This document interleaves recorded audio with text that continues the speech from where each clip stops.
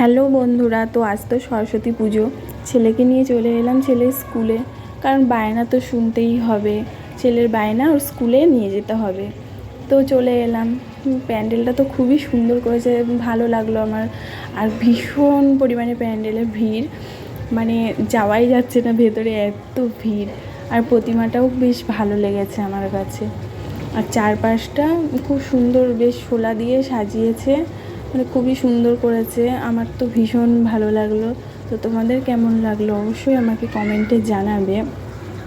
আর আমার ভিডিওটা যদি তোমাদের ভালো লেগে থাকে তাহলে লাইক কমেন্ট করে পাশে থেকো।